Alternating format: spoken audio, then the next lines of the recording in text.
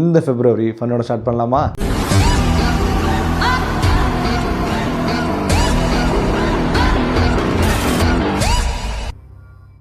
வணக்கம் மக்களே, welcome to FDFS with Mohi. Obviously எல்லாருக்கும் தெரிஞ்சிருக்கும். இன்றைக்கி நாம் எந்த படத்தை பற்றி ரிவ்யூ பண்ண போகிறோன்னு, சந்தானம் அவர்களுடைய நடிப்பில் கார்த்திக் யோகி அவருடைய இயக்கத்தில் ரிலீஸ் ஆகிருக்க வடுக்கப்பட்டி ராமசாமி அப்படின்ற படத்தை ரிவ்யூ பண்ண போகிறோம்.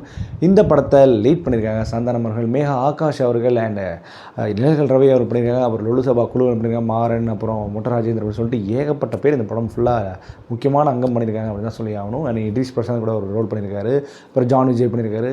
அண்ட் இந்த படம் வந்து பார்த்திங்கன்னா கார்த்திக் யோகி சந்தானம் அவர்களுடைய கூட்டணியில் இரண்டாவது படம். முதல் படம் வந்து பார்த்திங்கன்னா டிக்கிலோனா, அது நல்ல ஒரு ஹிட்டான படம். ஆஃப்டர் தட் இந்த படம் ரிலீஸ் ஆகிருக்கு. இந்த படம் வந்து ஏன் வடுக்கப்பட்டி ராமசாமி அப்படின்னு டைட்டில் வந்து நீங்கள் படம் பார்க்கும்போது தெரியும். அந்த வடுக்கப்பட்டி ராமசாமியோட காசு நம்ம கவுண்ட் பண்ணி கிடைக்கல. பட் இந்த வடுக்கப்பட்டி ராமசாமியோட காசு பைசா வசூலாச்சா அப்படின்றத நம்ம டீட்டெயிலாக ரிவ்யூவில் பார்க்க போகிறோம். ரிவ்யூக்கு போகிறதுக்கு முன்னாடி இந்த ரிவ்யூ ஆனது உங்களுக்கு பிடிச்சிருந்தா மறக்காமல் லைக் பண்ணுங்கள், கமெண்ட் பண்ணுங்கள், ஷேர் பண்ணுங்கள், சேனலில் சப்ஸ்கிரைப் பண்ண மறந்துடாதீங்க. வாங்க நம்ம ரிவ்யூக்கு போகலாம். வடுக்கப்பட்டி ராமசாமி இந்த படத்தினுடைய கதை சுருக்கம் என்ன அப்படின்னு கேட்டிங்கன்னா, இந்த படத்தினுடைய கதைக்களம் ஒரு 60-70 நடக்குது. அது லிட்டரலி ஒரு விண்டேஜ் தமிழ்நாடுன்னு கூட சொல்லலாம். அதாவது மூட நம்பிக்கைகள் அதிகமாக இருக்கிற ஒரு இடத்துல நம்ம வடுக்கப்பட்டி ராமசாமி நம்ம சந்தானம் அவர்களும் பார்த்திங்கன்னா எல்லாத்தையும் அந்த மூடநம்பிக்கையை வச்சு ஏமாத்துறாரு. அதாவது தனக்குள்ள சாமி இருக்காங்க, அதுமாரி சாமி இருக்கிற இடத்த வந்து அவர் யூஸ் பண்ணி நல்லா பைசா வசூல் பண்ணுறாரு. ஒரு சந்தர்ப்ப சூழ்நிலையில் அந்த பைசா வசூல் பண்ணுற விஷயம் வந்து அவர் தடைப்பட்டு போகுது. அந்த கோவில் எல்லாமே சாத்த வேண்டிய நிலைமை வந்துடுது. அதுக்கப்புறம் இந்த மெட்ராஸை எப்படி ஏகப்பட்ட இஷ்யூலாம் ஆகி எப்படி அவர் அந்த விஷயத்தை கொண்டு வந்தார், தான் எப்படி அந்த வசூலை மறுபடியும் ஆரம்பித்தாரா இல்லையா அப்படின்ற ஒரு சிம்பிளான ஒன்லைன் தான். ஸோ இது வந்து ரொம்ப காம்ப்ளிகேட்டான ஒன்லைன்லாம் கிடையாது. இதுக்குள்ளே ஏற்படுற ஏகப்பட்ட பிரச்சனைகள், ஏகப்பட்ட சூழ்ச்சிகள், அதுக்கப்புறம் இதுலேருந்து எப்படி தடுத்து வெளியே வராரு அப்படின்றத அந்த படத்தினுடைய கதையே.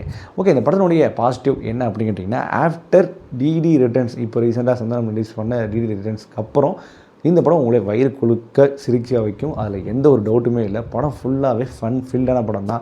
Actually first half second half அப்படி எடுத்து வச்சிங்கன்னா, ஃபஸ்ட் ஆஃப் கொஞ்சம் படத்தினுடைய கதை உள்ளே வரதுக்கு கொஞ்சம் டைம் எடுத்துக்கிறாங்க. But after second half start பண்ண கொஞ்சம் நேரத்திலே வந்து படம் பயங்கரமான ஃபன் ஃபீல்டாக போயிடுது. ஒரு ரோலர் கோஸ்டர் அப்படி கூட சொல்லலாம். பயங்கரமான ஃபன்னு தான். படம் ஃபுல்லாகவே சிரிச்சு உங்களுக்கு வயிறு வலிக்கிற அளவுக்கான நிறைய எலிமெண்ட்ஸ் படத்தில் இருக்குது. அது முக்கியமாக அந்த மெட்ராஸை வச்சு பண்ணுறது, அப்புறம் கோவிலுக்குள்ளே வச்சு பண்ணுறது, அப்புறம் சின்ன சின்ன கான்வர்சேஷன் இந்த படத்தில் இருக்குது. அப்புறம் அந்த டான்ஸ் வச்சு பண்ணுறது.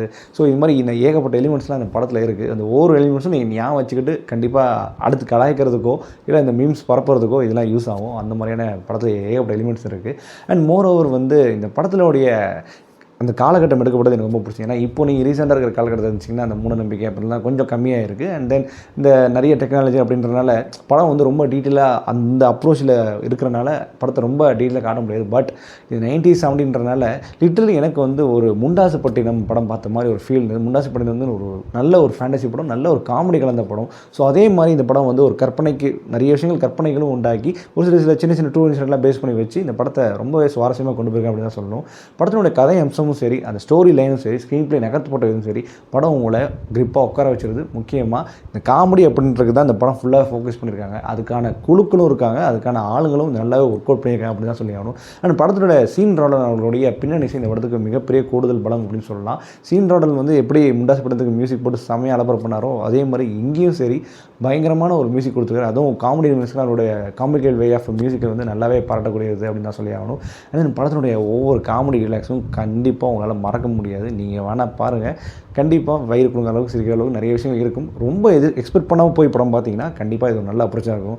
மேபி ரீசெண்டாக இதே மாதிரி தான் ஒரு 80s 90s ஒரு படம் ஒன்று நடிச்சார் சந்தானம், பட் அந்தளவுக்கு போகல. பட் இந்த படம் நல்லாவே வந்திருக்கு அப்படின்னு தான் சொல்லி ஆகணும். அண்ட் நடிப்பை பொறுத்த வரைக்கும் சந்தானம் வந்து பார்த்திங்கன்னா, ஆக்சுவலி சந்தானம் ஹீரோ டிபார்ட்மெண்ட் மட்டும் பண்ணனா இந்த படம் நல்லா போகுது. காமெடி டிபார்ட்மெண்ட் சேர்ந்து பண்ணும்போது மட்டும் தான் படம் வந்து அவரோட படங்கள் பெருசாக போகிறதில்ல. பட் இந்த படத்தில் ஹீரோ டிபார்ட்மெண்ட் இந்த குறுக்கப்பட்ட வேலையை மட்டும் கரெக்டாக பண்ணிவிட்டு மற்ற எல்லாருக்கும் ஸ்பேஸ் கொடுத்து மற்றவங்களாடையும் விளையாட விட்டார். அண்ட் இந்த படத்தில் மேகா ஆக்ஸும் சரி இந்த ரோலுக்கு நல்லா க்யூட்டாகவே அழகாக இருக்காங்க, அண்ட் ஆப்டாகவும் இருக்காங்க. நல்லாவும் கொடுக்கப்பட்ட வேலையை நல்லா பண்ணியிருக்காங்க. அந்த நிழல் ரவியாக இருக்கட்டும், அப்புறம் மொட்டை ராஜேந்திரா இருக்கட்டும், அப்புறம் வந்து மாறனாக இருக்கட்டும், ஒரு லொலுசபா குழுக்கள் நிறைய பேர், அது ஒவ்வொரு பேர் எனக்கு தெரியல. அண்ட் ஏகப்பட்ட பேர், அப்புறம் நிறைய பேர் இருக்காங்க. அவங்க நீங்கள் படம் பாருங்கள், அவங்களுக்கு தெரியும். ஒவ்வொருத்தவங்களும் அவங்களுக்கு யூனிக்னஸ் படம் பார்க்கும்போது தெரியும். மாறனும் சரி பூந்து விளையாண்டுருக்காரு. ஒரு கேரக்டரும் நம்மளால் மறக்க முடியாது. இந்த படத்தில் வர கேரக்டர்ஸ் எப்படி டிக்ளோனுக்கு அப்புறம் இந்த படம் வந்து நல்லாவே ஒர்க் அவுட் ஆகிருக்கு. அந்த என்னை இன்னும் பைத்தியக்காரன் நினைக்கிறேன்னு சொல்லுவார் இல்லைங்களா, அந்த அந்த மாதிரியான ஒரு சின்ன ஒரு சீக்வன்ஸ் இந்த படத்தில் ஒன்று அமையும். அது நீங்கள் படம் பார்க்கும்போது தெரியும். ஸோ அது ஃபுல்லாகவே இந்த படம் ஃபுல்லாக நிரம்பி இருக்குது.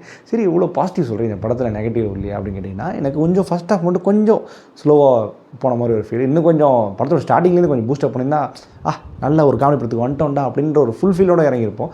கொஞ்சம் டைம் எடுத்துக்குது அப்படின்னு தான் சொல்லி ஆகணும். அப்புறம் லாஜிக், தயவு செஞ்சு இந்த படத்தில் லாஜிக்கோ இல்லை கற்பனையான சில விஷயங்கள் இருக்கிறனால அதனால் தூக்கி ஓரம் கட்டிட்டு வச்சு பார்த்தா மட்டும் காமெடி அப்படின்ற விஷயம் நல்லாவே உங்களுக்கு ஃபோக்கஸ் ஆகும். லாஜிக் கொஞ்சம் பூந்து விளாண்டுருக்காங்க தான், பட் ஆனால் இதெல்லாம் ஓவர் ஷேட் பண்ணுற மாதிரி இந்த படத்தினுடைய காமெடி வந்து ஃபுல்ஃபில் ஆகிறனால உங்களுக்கு இந்த மைண்ட்ஸ் கூட தெரியறதுக்கான வாய்ப்புகள் ரொம்ப கம்மி அப்படி தான் சொல்லுவேன். ஸோ மொத்தத்தில் இந்த படத்தை பார்க்கலாமா வேணாமா இல்லை கண்டிப்பாக பார்த்தே தின்னுமா அப்படின்னு கேட்டிங்கன்னா, ஆஃப்டர் டிடி ரிட்டர்ன்ஸ்க்கு அப்புறம் சந்தானமுடைய ஒரு நல்ல ஹிட் படம் தான் நான் இந்த படம் நினைக்கிறேன். அண்ட் கண்டிப்பாக ஹிட் படமாக அமையும். ஏன்னா அந்த படத்தில் நல்ல காமெடி ஒர்க் அவுட் ஆகிருக்கு. ஸோ மக்களுக்கு ஒரு நீண்ட இடைவெளிக்கு அப்புறம் ரொம்ப நாள் கழிச்சு அதாவது ஒரே சண்டை கிண்டன் த்ரில்லர்கள்னு போயிட்டு ஒரே பயங்கரமாக படம் பார்த்துட்டு ஸ்ட்ரெஸ் அவுட்டாக இருந்தால் கூட சரி, நீங்கள் இந்த படம் பார்க்கும்போது மைண்ட் ரிலாக்ஸ் ஆகும். ஸோ செம்ம ஃப்ரீயாக இருக்கும். ஸோ இந்த படம் ஒரு மஸ்ட் வாட்சபிள் மூவியாக லிஸ்ட்டில் ஆட் ஆகிருக்கு. எஸ், இந்த படத்துக்கு நம்ம கொடுக்கக்கூடிய ரேட்டிங் என்ன அப்படின்னு கேட்டிங்கன்னா 5க்கு 3.5. ஓகே மக்களே, இந்த ரிவ்யூ பிடிச்சா நம்புறேன். இந்த ரிவ்யூ பிடிச்சா மறக்காமல் லைக் பண்ணுங்கள், கமெண்ட் பண்ணுங்கள், ஷேர் பண்ணுங்கள், சேனலை சப்ஸ்கிரைப் பண்ணுங்கள். And then stay with me FTFS with மோகி.